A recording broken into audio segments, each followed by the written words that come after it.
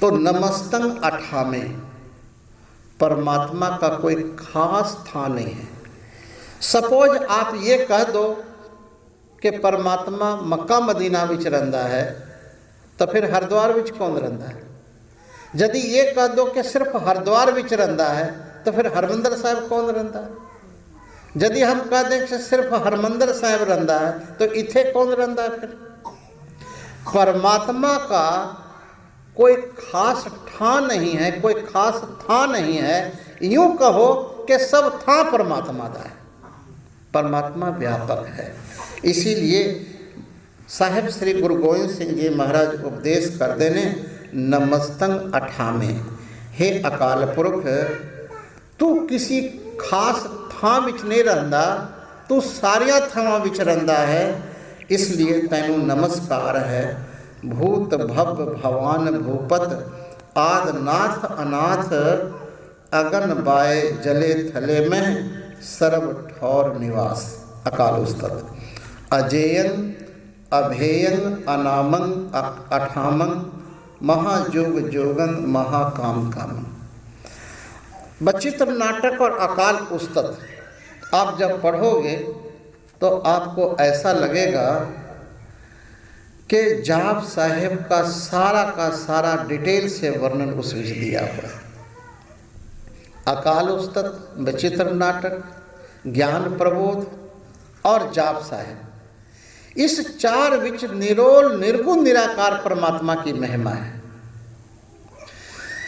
सासंग जी नमस्तंग अगंजे, नमस्तंग अभंजे, नमस्तंग अनामे, नमस्तंग अठामे, नमस्तंग अकर्मं। ये सब कुछ जो है संसार में कुछ भी प्राप्त होता है वो कर्म से प्राप्त होता है, कुछ करने से प्राप्त होता है। लेकिन परमात्मा करने से प्राप्त नहीं होता। जितना मर्जी कुछ कर लो वो कर्म से नहीं प्राप्त होता। वेद का मंत्र है न कर्मणा न प्रजया धनेन त्यागे नैके अमृतत्व मानसु। नमस्तंग अकर्मं, ओ वाहिगुरु सारे जो है सो कर्मों से रहित है, उसको कोई कर्म करने की लोड़ नहीं है। वो सिर्फ संकल्प करता है, संकल्प करते ही जो ये सारी सृष्टि एक क्षण विच बन जाता है। हरण भरण जाका नेत्र, और फिर दोबारा संकल्प करता है, ये सारी सृष्टि लय हो जाती है। नमस्तंग अकर्मं, परमात्मा जो है वो कर्म से नहीं पाया जाता। आज तक जितने भी परमात्मा को पाया है वो प्रसाद से पाया है, कृपा से पाया है, अनुग्रह से पाया है, अनुकंपा से पाया है।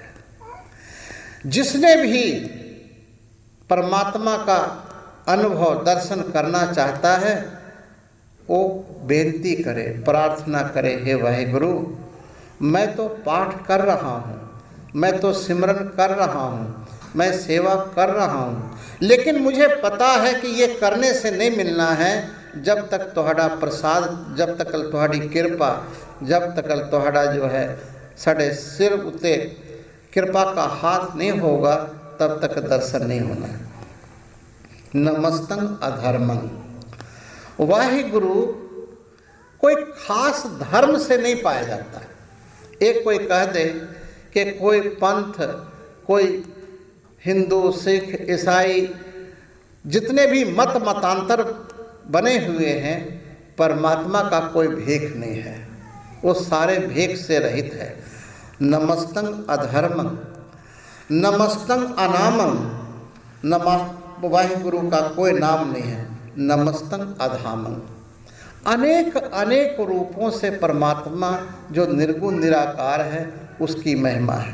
नमस्तंग अधामं, जिस तरह से जगन्नाथ धाम और जो तरह तरह के धाम बने हुए हैं इंडिया विच, जगन्नाथपुरी, द्वारकाधीश, ये 4 धाम हैं।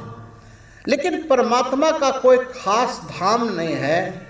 परमात्मा तो ईशावास्यमिदं सर्वम यत् किंच जगत्याम जगत, वो जगत के कण कण के अंदर बाहर व्याप्त है। इसीलिए सब गोविंद है, सब गोविंद है, गोविंद बिन नहीं कोई। बहुत ही गौर से देखा जाए तो वन तृण पर्वत है पार ब्रह्म। ये सब कुछ जो दिखाई दे रहा है सर्वम खल विदम ब्रह्म, परमात्मा का कोई धाम नहीं। वस्तुतः सब धाम परमात्मा के हैं। और जिसको गुरु की कृपा से ये ज्ञान हो जाता है कि सारियां थावां विच सारियां धावां विच परमात्मा का ही वास है, उसके अंदर कोई ईर्खा द्वेष वैमनस्य सारे पाप सारे अवगुण हट जाते ने और सारियां विच वाहिगुरु का दर्शन करके उसका जीवन सफल हो जाता है।